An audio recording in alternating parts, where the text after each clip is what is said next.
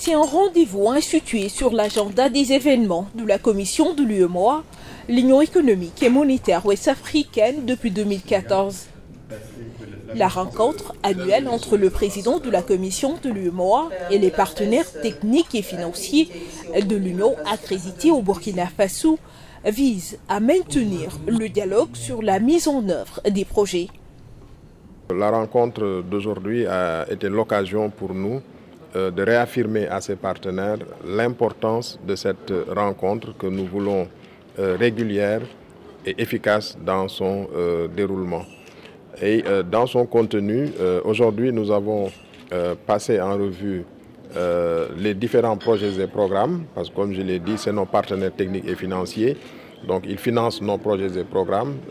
Nous avons passé en revue ces projets et programmes et il en est ressorti disons, un certain nombre de satisfactions. C'est extrêmement important qu'on puisse avoir ce cadre de concertation, c'est une fois par année.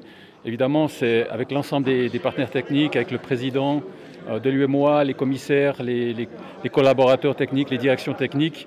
C'est difficile de faire une revue complète de l'ensemble des programmes, il y en a une vingtaine, c'est 130 milliards de financement. Mais par contre, c'était l'occasion très intéressante de mettre en exergue deux thématiques, notamment le développement de l'économie numérique, un thème extrêmement important ici en Afrique, et puis la question aussi de libre-échange. Donc c'était deux thèmes intéressants à mettre en exergue. On a quand même pu poser effectivement aussi des questions sur l'état des lieux des programmes, de faire cas des défis, des enjeux, des difficultés, mais également aussi des avancées. Cette année, la rencontre qui s'est tenue le 18 novembre 2022 a porté sur des thématiques émergentes, notamment le développement de l'économie numérique, les statistiques régionales, les finances publiques, la facilitation des échanges en Afrique de l'Ouest, le transport aérien, l'aménagement du territoire, la formation professionnelle, l'environnement et l'agriculture et le logement abordable, entre autres. Pour l'UEMOA, le développement de l'économie numérique au lendemain de la crise sanitaire liée au coronavirus est une priorité. La Commission s'est ainsi engagée dans un vaste programme de révolution numérique qui modifie en profondeur les relations entre les États membres de l'Union et les entreprises d'une part, et entre les États membres et les citoyens d'autre part. En effet, partant des faiblesses constatées dans ce domaine par plusieurs études, liées essentiellement au déficit d'infrastructures de télécommunications, l'UEMOA a entrepris l'élaboration d'un programme régional de développement de l'économie numérique d'un coût global de plus de 121 milliards de francs CFA.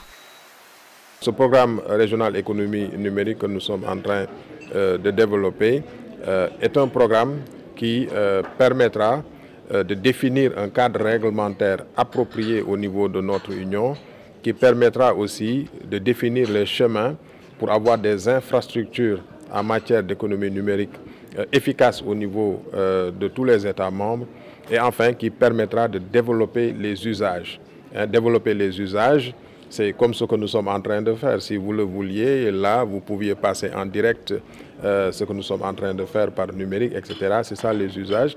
Et je pense que le travail que nous sommes en train de faire permettra d'exploiter au maximum ce volet usage au profit de tous les acteurs et au profit également des populations. C'est impressionnant avec quelle vitesse, pas seulement la région, mais aussi l'Union africaine prend ces défis au sérieux. Au niveau du numérique, de digitalisation, avec une intégration importante, c'est vrai, il reste beaucoup à faire. Il reste beaucoup à faire au niveau notamment de la réglementation. Mais là encore, nous, Union européenne, on a des importants programmes et projets de soutien Je parle d'une hub de digitalisation avec l'Union africaine, mais aussi de soutien concret à la commission de l'UEMOA pour justement améliorer et avancer au niveau de la réglementation. La mise en œuvre des différents projets et programmes, notamment les statistiques régionales, le programme d'appui au financement du logement abordable dans l'espace UEMOA, les finances publiques, la facilitation des échanges en Afrique de l'Ouest, le transport aérien, l'aménagement du territoire communautaire, la lutte contre l'érosion côtière et la formation professionnelle a été passée au peigne fin. Nous nous réjouissons donc de cette plateforme de dialogue et d'échange que la commission de l'UEMOA organise régulièrement et nous sommes également très satisfaits de ces échanges et du fait qu'il y a des programmes très structurants dans le développement de l'économie numérique et également dans l'opérationnalisation de la zone de libre-échange continentale. C'est des projets et des programmes très structurants qui vont renforcer l'intégration régionale. Nous avons passé en revue également les projets financés par la Banque mondiale et globalement, nous nous réjouissons de la performance globale de ces projets. Par ailleurs, dans le cadre de la mise en place de la ZLECAf, la zone de libre-échange continentale africaine, en étroite collaboration avec la commission de la CEDEAO, l'UEMOA accompagne les États membres et surtout le secteur privé de l'Union à tirer meilleur profit de cet accord. Un plan de 6 axes d'intervention pour un coût prévisionnel de 35 milliards 400 millions de francs CFA pour la période 2023-2027 a été élaboré et son financement fait appel aux ressources propres de la Commission, au secteur privé et aux partenaires techniques et financiers. En raison du partenariat fécond qu'elle entretient avec ses partenaires, la Commission de l'UEMOA bénéficie d'un portefeuille de projets et programmes à caractère régional d'environ 130 milliards de francs CFA. Aujourd'hui, c'est un portefeuille de plus de 130 milliards que nous gérons avec ces partenaires et que nous sommes en train d'exécuter, en tout cas de la façon la plus efficace possible.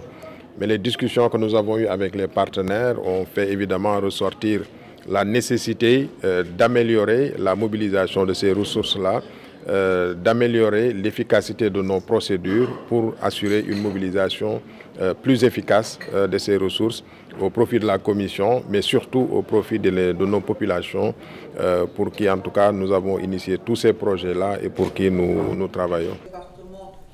Des échanges entre le président de la Commission de l'UEMOA et les partenaires techniques et financiers de l'Union ont permis de mettre en exergue les succès, les difficultés rencontrées et les nouveaux défis à relever dans le cadre du processus d'intégration.